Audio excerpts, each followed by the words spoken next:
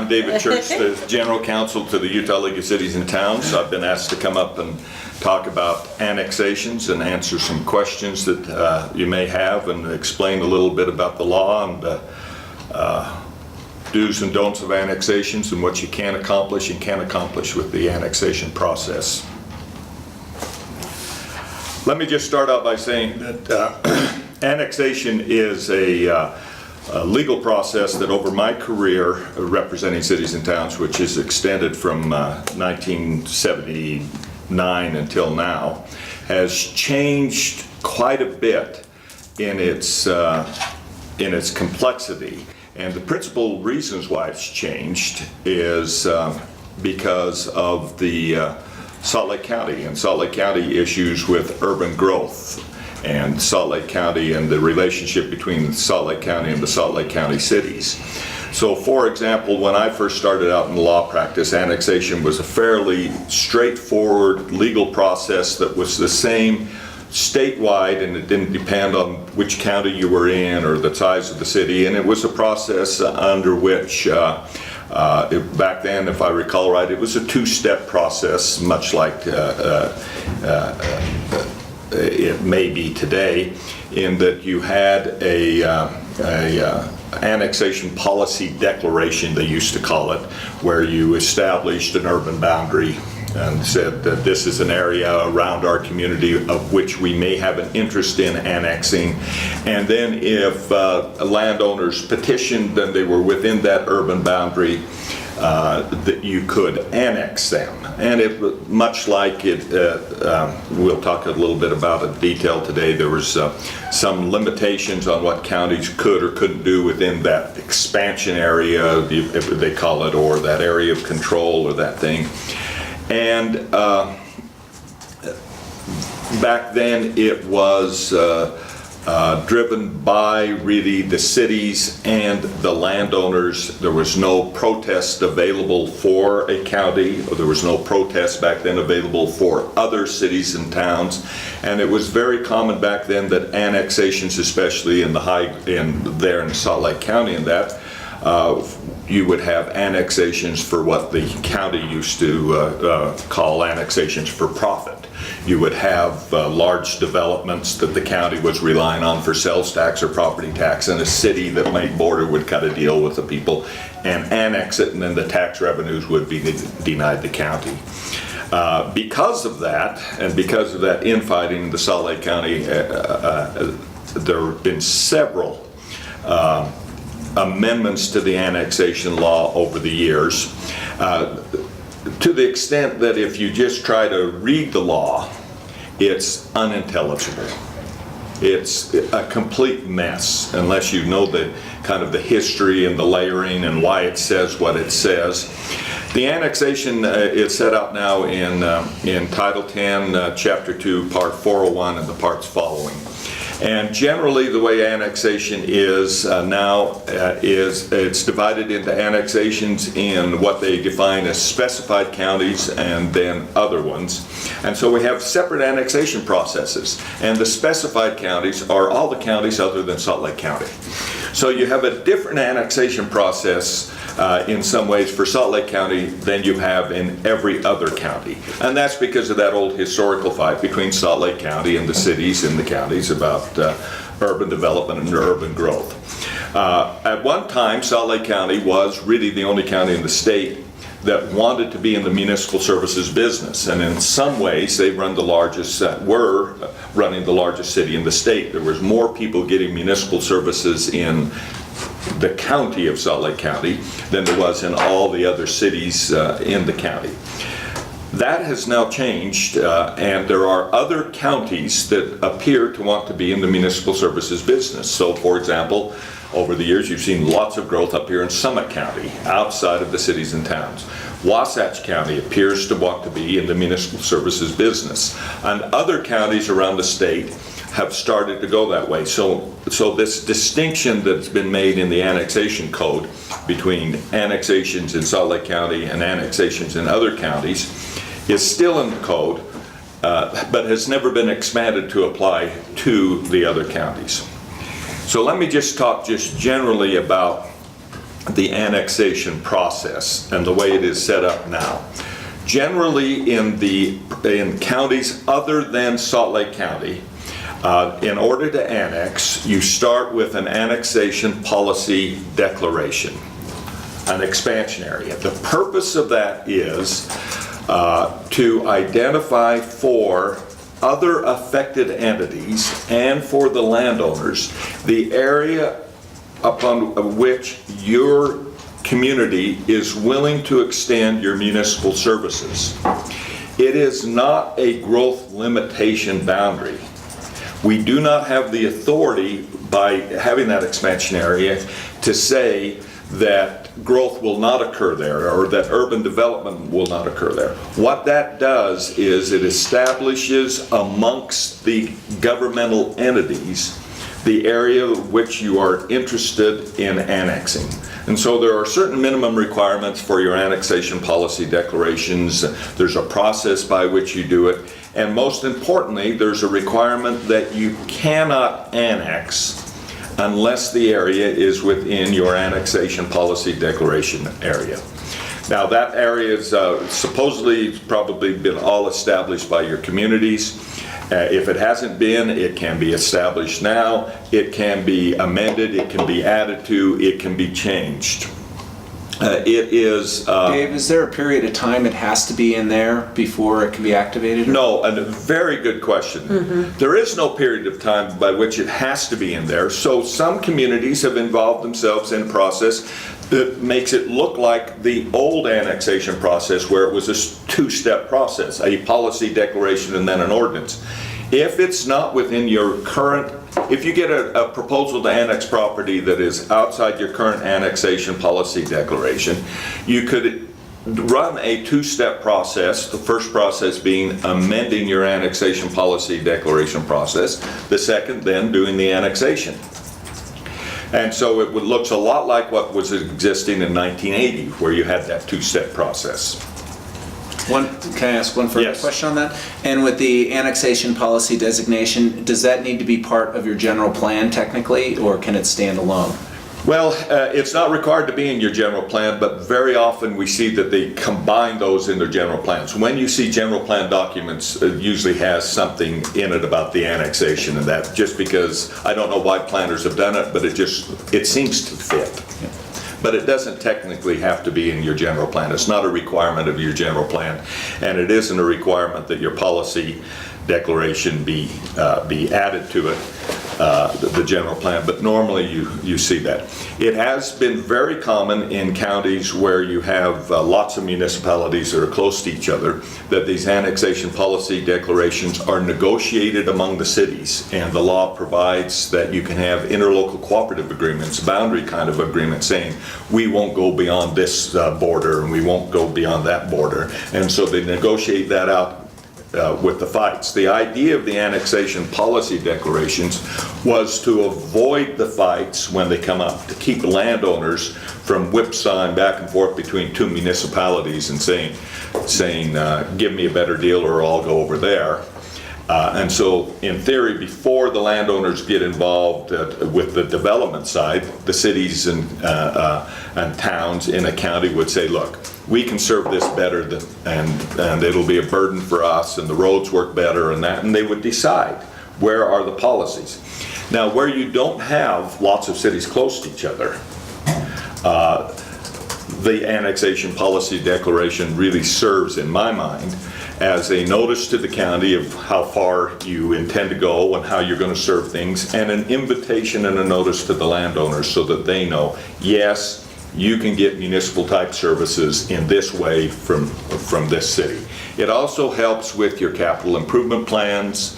It helps with your general plan to know where you plan to expand. You can build your water system and your sewer systems and anticipate your capacity for the future growth, so that it facilitates the future growth. And that's why I always say annexation is not a process that works to ever limit growth.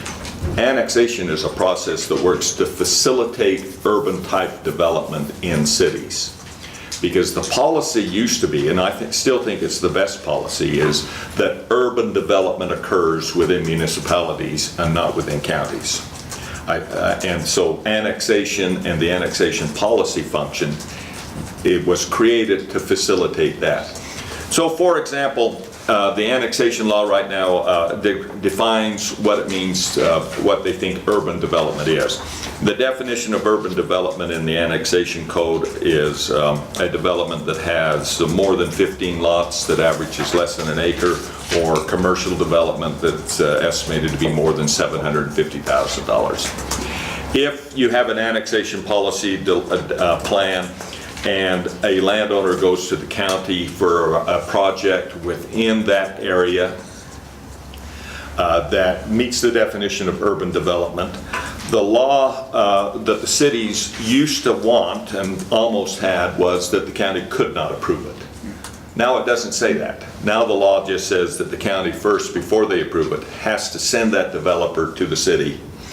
And there's a waiting period, and theoretically, if the city can make a deal and do the annexation, the development ends up in the thing, but if they can't come together, then the county says, we've done our legal requirement, we sent them to you, now we can approve it. How many lots per acre was that? It's, urban development means a housing development with more than 15 residential units and an average density greater than 1 residential unit per acre.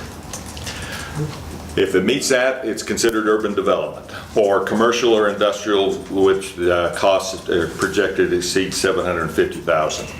So if it's in your annexation policy declaration, before they approve those, the county is required to notify the municipality, and the municipality either consents in writing to the development, or within 90 days of the notification, you get to comment and submit things, and then the county responds to that.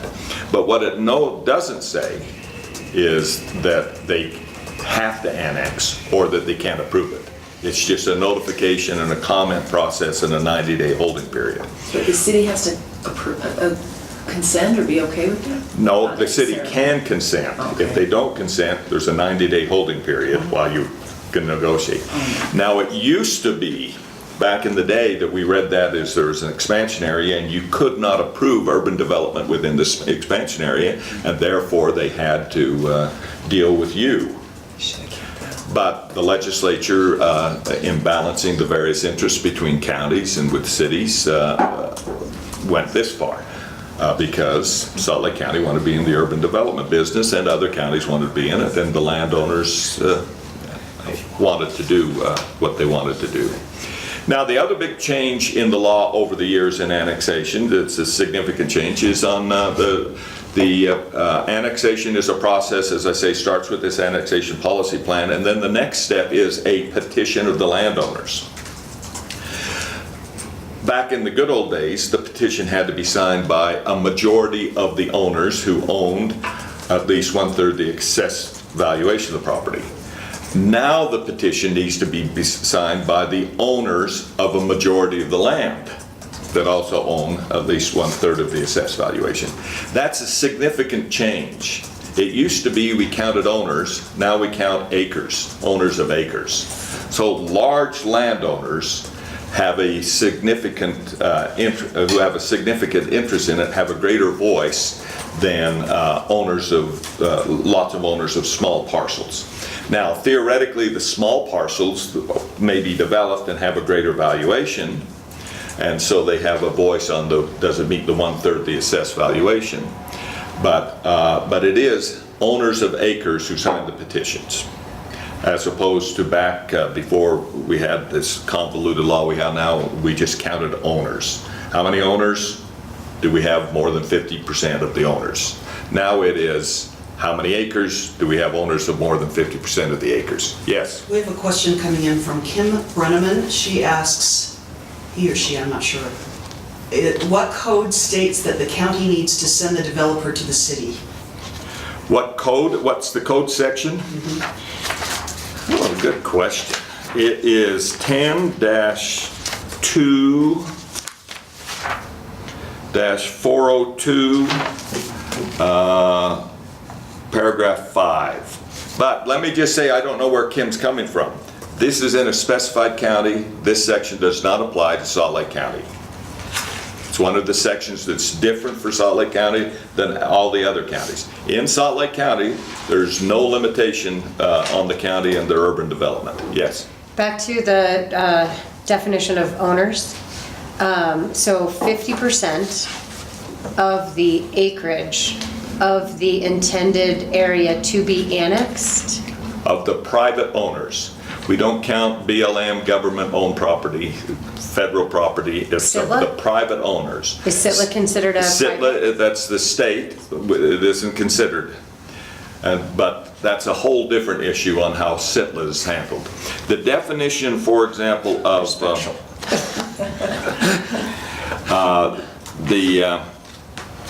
the petition requires, and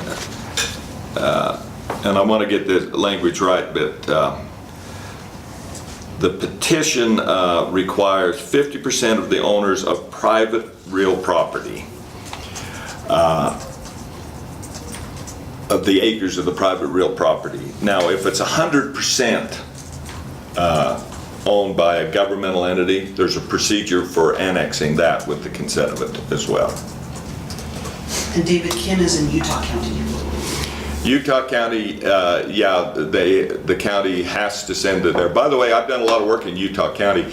Utah County is one of those counties that in the past has been very good about not getting in the urban development business. They don't have this system of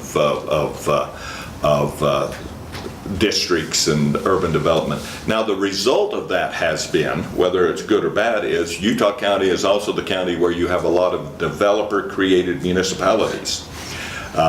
Elk Ridge, created just as by a developer. Woodland Hills, created by a developer. Eagle Mountain, developer-created municipality. Saratoga Springs, landowner developer-created municipality. Those were created for development purposes because the county was not in the development business. And so the landowners collected enough of resident signatures to just create their own communities and did urban development that way. So it's a good example of how this annexation process, the incorporation process, has never been a good tool to limit development. It just funnels development in a different way. And the history of like development, a developer created annexation versus like a municipality expanding. If there were to, has there ever been a fight over who would come out on top of an annexation, or is that? Oh, there's been a fight over everything. Yeah. So, is there a specific who comes out on top in that scenario? It depends on the fight, but I don't know who comes out on top in that scenario. Let's say, for example, you've got a large landowner of vacant land in any county in the state who wants to do highly intensive development. And you have a county who is in favor of it. There are legal mechanisms for that county and that landowner to enable development without the buy-in of any city or town in the county. Through the creation of special service districts, through the creation of a new community, if there's already some residents there, through that kind of mechanism, if you're willing to follow through on that. Now, likewise, if there is a community willing to extend their municipal services and make the deal with the landowner and annex, unless it is an annexation of currently existing developed property, there is no good way for a county or another municipality to stop that if the landowner and the municipality are in charge. Now, there is some limitation on that. Because of the previous fights that have gone on for years in Salt Lake County, the law has provisions that keep you from annexing for profit. There's the 106% rule on that. So if you're annexing a already developed piece of property and your estimated cost of servicing that property is less than what the tax revenue is that the property will bring to you by a percentage. It's like 6% over and above. The county has ability to challenge and fight that. That's what Salt Lake County and the other counties that are interested in this have in the law to keep counties, for example, from stripping malls and car dealerships out of the county into their cities, to annex those profitable, already existing business ventures. But if it's just raw ground, if your costs of services are current costs of serving that raw ground is going to be greater than the raw ground is going to bring in taxes, but it's just future development, there is no good way that another city or a competing city or even the county could stop that from happening under the current law. The landowner, the way the current annexation law is written is that the landowners who have a cooperating unit of government willing to provide future services will be able to develop the property in urban style development. It's just a matter of which entity it ends up in. And that's why I always tell people the annexation law or the use of the annexation law or annexation policy declarations is not a good way to stop growth. It's not a growth limitation stuff. It's a growth enabling stuff, a law in some ways. It's a law that allocates out who makes decisions. It doesn't, but the decision isn't yes or no, it will be developed. The decision is how it's going to be developed, who's making those decisions. It's a decision of who serves the property with what infrastructure or services. Dave, question on that. Who determines the cost of services? Well, if it comes to a dispute, it's done by an independent feasibility consultant. Okay. So let me just get back to the basic process again, and we'll talk with counties, first counties other than Salt Lake County. The basic process is you have to have an annexation policy declaration. You have an annexation policy declaration. Any landowner who owns property that is contiguous to your municipality may petition to annex. Contiguous is a defined term, but it's defined to mean exactly what you think it means. It's got to be touching. If it's contiguous property, they may petition to annex. Before they file their petition, there is a process where they need to file some notification with the county, and the county is required under the law to send out this notification to the landowners within the area that basically says there may be a petition for annexation that's coming, and we're giving you notice of that. Once that's done, they can file the petition with your municipality, and you now have a short timeline to respond to the petition. For most of you, it will be, you must respond before, at least after your next scheduled meeting. For the larger entities, it's within 14 days. If you don't respond with an acceptance or denial within that time period, then the law presumes you have accepted the petition. That does not mean that you've accepted the petition for annexation. It means you've accepted the petition for further processing. Once the petition is accepted, then your clerk or recorder goes through a process that's called certifying the petition. They check to make sure that the right people have signed, that there's enough signatures, that it meets the minimum requirements of being contiguous, that it does not create an island or a peninsula. A peninsula has been defined as being a thumb of the county into the city, not out.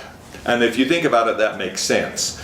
You don't want, if the county's going to provide services to an area and it's surrounded on 3 sides by a city, it makes it difficult. But if a city's going to provide services to an area and it's surrounded on 3 sides by a county, it's just what everything else is. But you can't leave an island of county within a city. Now, there is an exception in the law to both the peninsula and the island process. 2 exceptions actually. If both the city and the county agree that it's not going to be a problem, you can create islands and peninsulas. Easy as that? Yeah, if city and county get together and say, yes, it's not a problem, go ahead and do it. Because the idea is, remember, it's not a tool to stop somebody from developing. It's a question of how do we provide municipal type services to the property afterwards. And so if the county and the city both say, oh, we don't care if we create an island here, then you can create the island. There is also a process for allowing peninsulas and to some extent islands when there's some pre-existing urban type development that is being served, some other items like that that come up very rarely. So if it meets that minimum requirements, then your clerk or recorder certifies the petition. All that means is they send a notice to the landowner and to your city council or town council saying the petition meets the minimum requirements of law. If it doesn't meet the minimum requirements, she informs the petitioners what is lacking and gives them a chance to cure the defect. Once the petition is certified, it is then advertised for protests. Real quick, the petition is drafted by The city normally. But it's coming from the owners. The owners come in and say, here's our notice of intent, here's what it is, and then the law says that the city will provide them with a petition form. Thank you, okay. You know, but very often some sophisticated owners in that just come up with their own petitions. It's very simple, it just has to have, the key on the upfront is it requires the right map. Somebody's got to spend some money with the surveyor to have a real map done. That's usually the holdup for small landowners who want to annex in. Who's going to pay for this map? Okay, you advertise. They are advertising for protests. The advertisement for protests is in counties other than Salt Lake County to invite affected entities to protest, not landowners. It's other cities, sewer districts, the county. Affected entities is a defined term.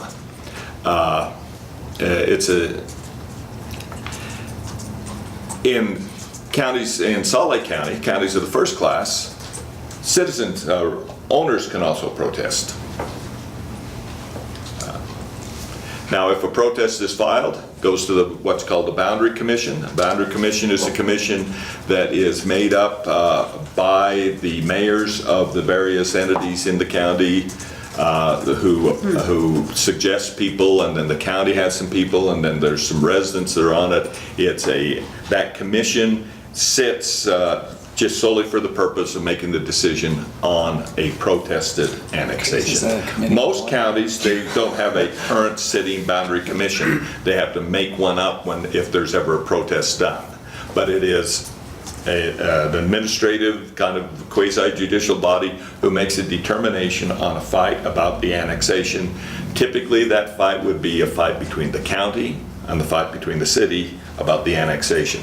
Sometimes it is a fight where the county has agreed to protest because residents have asked them to do it. Sometimes it's another city. Sometimes it might be a district or something like that. It feels like they're going to be harmed by the annexation. Typically those things are resolved at the Boundary Commission and things are worked out. In Salt Lake County, when it's a protest, it's very often about whether or not it's an annexation for profit. Are we stripping the county from tax base and keeping them from being able to perform their services and enriching a city? Yes. So back to this makeup of the Boundary Commission. Logistically, it would be created. If it does not already exist, the Boundary Commission is put together By a combination of the committee of the mayors in the county, the county commission, and I. At what percentage of, because if it then becomes a voting body, how is that structured? Well, let me just exactly tell you what it is so that I don't guess, because it doesn't come up very often. All right, Boundary Commission shall consist of, in a county with 2 or more municipalities. How many municipalities? You've got more than 2. You've got 2 in your county, don't you? Castle Valley and Moab and part of Green River municipalities. You just opened up a little more complication. Well, we have the city of Moab, and then we've got town of Castle Valley. Right. I don't know. Oh, no, they may have adjusted the county boundaries. Part of Green River used to be in both counties. Yeah, I don't know. Anyway, Thompson? anyway, in a county that has 2 or more municipalities, you've got 2 members who are elected county officers appointed by the county council in your county. You've got 2 members who are elected municipal officers from separate municipalities.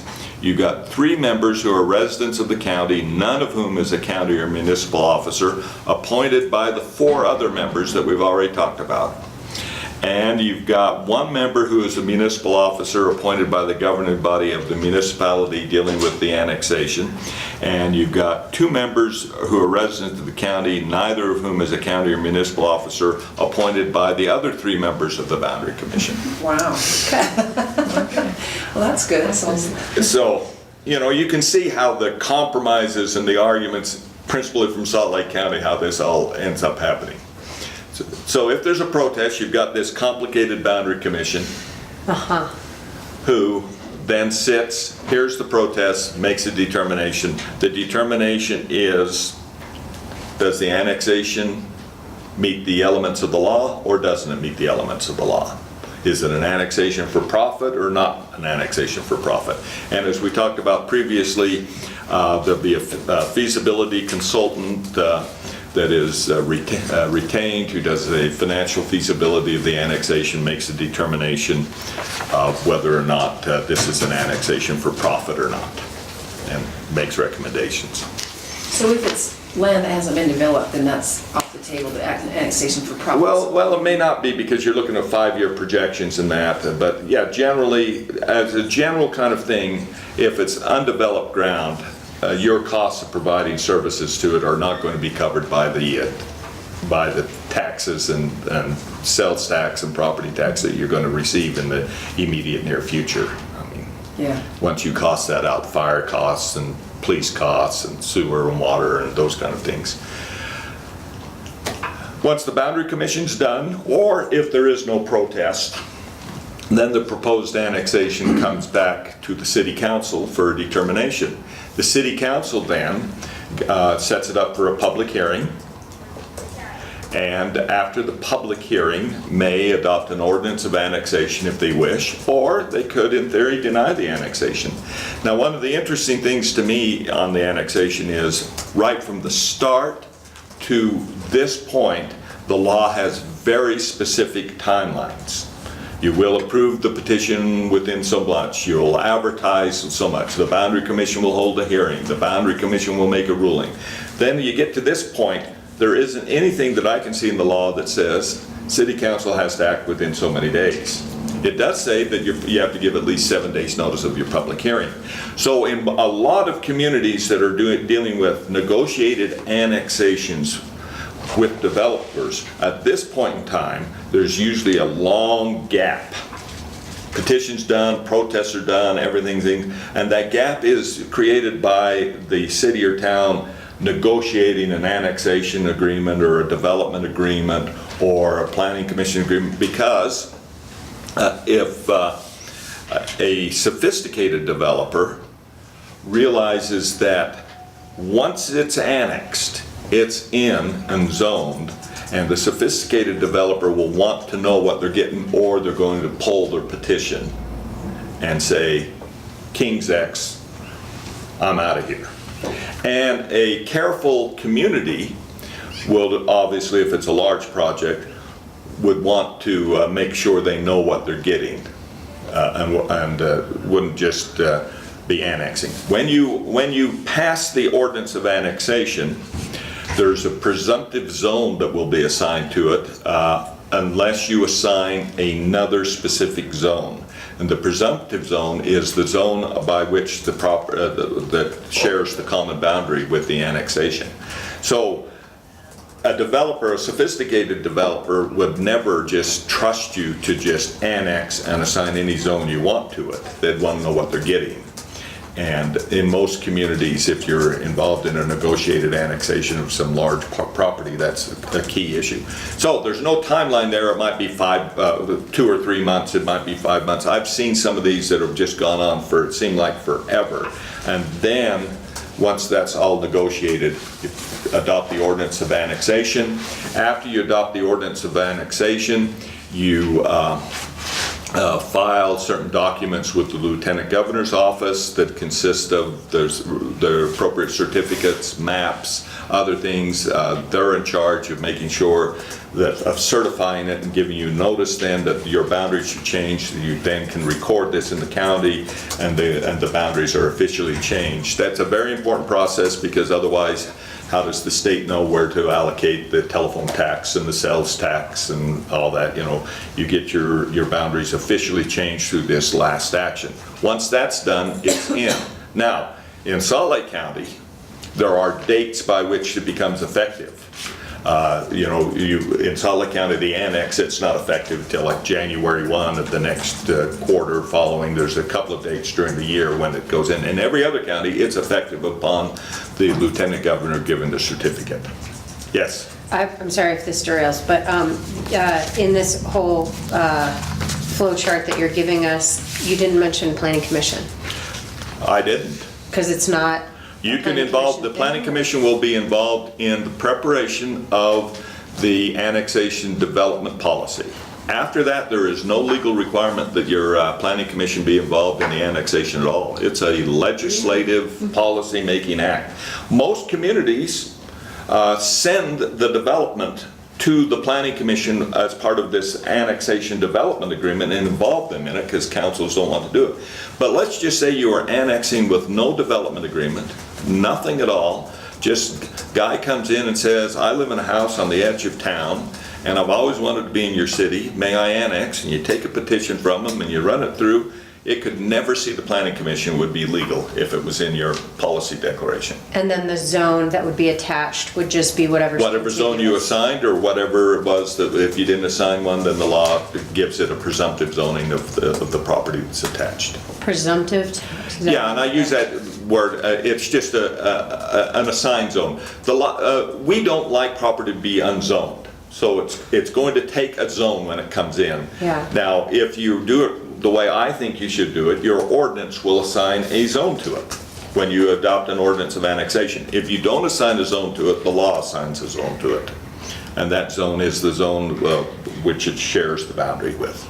And that zone happens, that happens prior to the approval of the annexation by the city council? No, that happens when you annex. Like at what point? When you pass the ordinance of annexation and it comes in, it either comes in with a zone that the law just assigns to it, or you assign it a zone in your ordinance of annexation. Okay. Now remember, annexation is still a legislative process, and so one of the big issues that goes on today is it's subject to referendum. So these controversial annexations in some places, you get people who are filing petitions right after you pass the ordinance of annexation to challenge the annexation in your community. And We have a there's, petition for the annexation policy plan. yeah, which I don't know if it's a legislative act or not, but it may very well be because it does require city council approval. So you do get these complicated kind of things. Any questions about the process of annexation? Let me create some questions for you. There are possibilities of annexations without petitions. Typically, this is landowner driven and it requires a petition and it's cooperation between the landowner and the entity, the city or town doing it. But there are some situations when things can be annexed without petition. You can annex islands and peninsulas with the cooperation of the county without petition. If they meet certain minimum requirements, if a majority of the island or peninsula already consists of residential or commercial development, And if the city has been providing some municipal type services to that area for a period of longer than a year, then you can annex without a petition. It's done by resolution, you send a notice, and then in that case, there is the opportunity for the landowners to protest. If there's a high enough protest, the annexation fails. There are also ways outside of Salt Lake County, for the county and the city to agree that an area ought to be in the city, and if this is less than 50 acres and they just agree, they can do this annexation without petition, and once again, there's a landowner protest opportunity for it. Less than 50 acres. Yes, on the negotiated one, yes. And Dave, this may be backtracking just a minute, but we have another question from Kim Brenneman.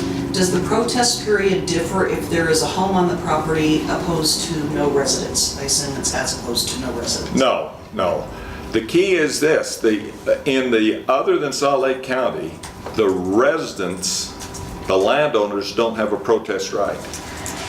This is a protest by other governmental entities because the landowners have already filed the petition. A majority of the landowners have signed a petition.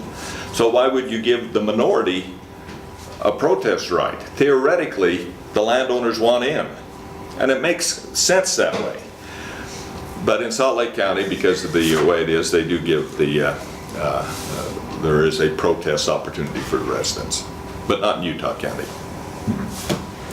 Dave, when you talk about the ability to do it 50 acres, what's to stop cities and counties from doing larger areas 50 acres at a time if they want to? If they agree and, you know, just...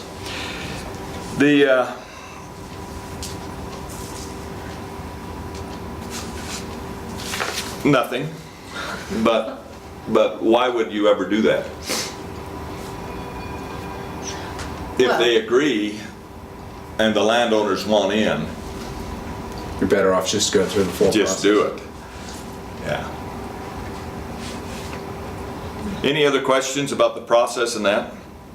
And let me just say, it's complicated enough that I may have misspoken several times. You always want to check the law.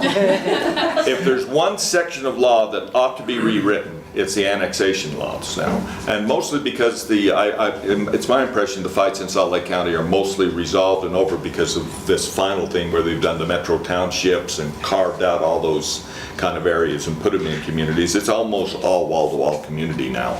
Another Yes. question. Is Shari with Providence City, how does the rural real property designation affect the requirement for signatures of owners of more than 50% of the land? Oh, excellent question, and I didn't leave it in. There is an exception that was put in effect in 2015 that gives more protection to the agricultural users, and it is called the exclusion of rural real property. If you meet the definition of rural real property, the petition requires the owners of 100% of the rural real property to consent to it. Now, rural real property means an area is zoned primarily for manufacturing, commercial, or agricultural purposes that does not include residential units with a density greater than 1 unit per acre, and unless the owner gives written consent, rural real property may not be included in the annexation if the rural real property consists of 1,500 or more contiguous acres consisting of 1 or more tax parcels, and then there are some other things. And so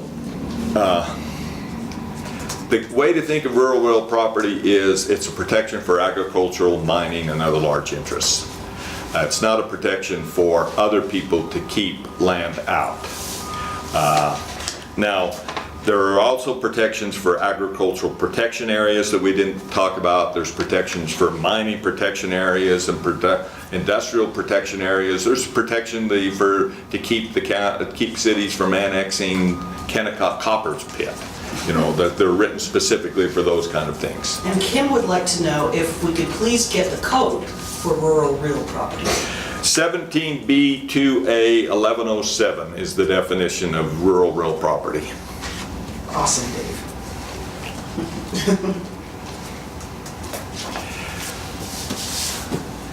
Any other questions?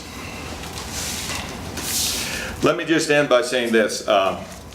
if you're going to do an annexation, my advice to everybody is you annex to facilitate growth. You don't pretend you're not.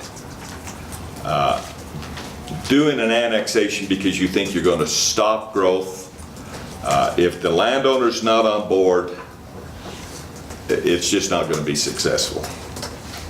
There's the way the laws are written now is if a county is willing to provide the services, they can do urban development. It's a service-driven thing. Annexation is a way of allocating out who's going to provide future services to urban development. It's not a way to create a buffer on your border of open space. You know, that's unfortunate in a lot of ways. The best policy in my mind would be that growth ought to go from the urban cities out. It shouldn't just happen willy-nilly. This thing that we have where we've got this proliferation of special service districts in the county to facilitate growth is not necessarily a good thing, but that's the world we live in. And so once those service districts are created, they're in the business of providing services and getting customers, and so they're going to want houses built and commercial development built, and they're going to want to have their sewer plants and their water facilities used, and so the counties who helped create those things are going to approve that development. And the annexation laws are not a way of preventing that from happening, because they are a way, though, for you to guide growth in a way that fits in with your community, to make it consistent, to make it seamless, to make it work. But in my experience, it's never been a good way to stop growth, to stop urban development. Yes? Question for you, but also just the communities that are involved in this conversation. Because annexation's been done a lot, I'm curious if anybody has developed an annexation flowchart that matches current Utah state I law. actually have in front of me an annexation procedures checklist Oh, for counties other than Salt Lake County. who drafted that? And we also have a Perhaps me. timeline. We have a timeline and a sample packet to walk through this. It just needs to be updated to the, so we have that. We've had one for for Salt Lake County and outside of Salt Lake County. Yeah. So at the league, we can get to that. Yeah, and the only thing that may be wrong with the old timeline, by the way, is on the inside or outside Salt Lake County, there's an interesting kind of glitch in the law. In Salt Lake County, you have a different notice that is created that you have to send out to the property owners. And we had always read the law to say that in outside of Salt Lake County, the counties were not required as a precondition annexation to mail a notice to the property owners. Because it doesn't make any sense, because there's a required notice in Salt Lake County, no required notice in the other counties, and then the law says the county shall mail the notice out. But some district court judges have, particularly in the Wayne County fight with Tory, have read the law and said, no, if that was the intent, it would have said it that way. So in all counties, a notice has to be sent out. It's just in Salt Lake County, it says what the notice has to say.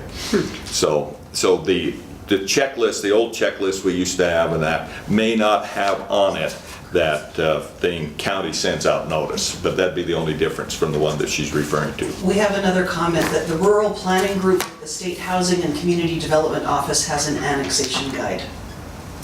Oh, great. Is that something, if they're listening, that they would be willing to? Yes, they just hand it Email, out too. sure. Yeah, it's on their website and we help them develop it. Oh, okay. So the two pieces are, theirs is kind of more an overview of the process and some questions to ask, and ours is more, we have an actual calendar with all the upfront timing and noticing that Dave talked about. So it's more procedural rather than policy oriented. So yeah, those two pieces. And we'll make sure that we get those posted on the league website for Great. you in a spot under annexation. We'll have that done for the first of the week. Great. Well, just a comment specific to that, especially in rural Utah, we're looking at facilitating more economic diversity and growth specific to housing. And so there's a need for having a plan of how to provide services for that growth in housing, especially in rural Utah. So this is an exciting conversation for all of the areas that are looking to develop housing and economic development in rural Utah. So thanks for those resources. Any other questions? Dave, I have a few questions related to the 106 rule and that. What Yeah. about, what's the process look like if you were to annex mature developments that are on your boundaries but want your services? If there's no protest, then the 106% rule never comes in. Okay. If there is a protest by the county or by another affected entity, then that would be one of the disqualifying things that would the Boundary Commission could use to deny your annexation. Are there financial tools and ways that's worked out and settled? I mean, is that entirely Yeah, negotiated, or is there kind of a process? Very often it's negotiated by either adding more property to the annexation Yeah. or taking out some large taxpayer. Usually though, that 106, the cost of services for just normal residential, it's a wash. This usually comes up when you annex the grocery store with the sales Yeah. tax, or annex the car dealership or that kind of thing. That's what it's really written to prevent. What if your city doesn't collect property tax? Then you're a fool. So if we are a fool, thanks for name calling. No, I know that Moab zeroed out their property tax way back when I was their city attorney, because they had sufficient sales tax, and before the legislature kept everybody else from doing it, they had a local business license fee that looked a whole lot like a sales tax that brought in lots of revenue from tourists. And they zeroed out the property tax, and us travelers through pay that portion for you full-time dwellers there in Moab. Well, we thank you, but it does change the financial Well, sure. pro forma of an annexation. Yeah, and That's the right- but your feasibility consultant, whoever does the study, is going to go through all that. It's really the cost of services that drive that usually. It's not the taxes coming in, it's what's estimated going to cost you to provide police and fire and plowing and things like that. And so if you're annexing in the auto dealership, it's going to be very little services and a whole lot of tax revenue from sales tax. But if you're annexing in a great big subdivision with a bunch of people living in it, you're going to have not the sales tax windfall, obviously it generates some, but you're going to have a whole bunch of service costs, because people drive service costs. They're the ones that call for police and fire and that. And so it's really the mix of the type of development, not your tax structure that drives it. Except to the extent that obviously sales tax. Right. Any other questions? Thank you very much. Then we'll end this stream portion. Thanks.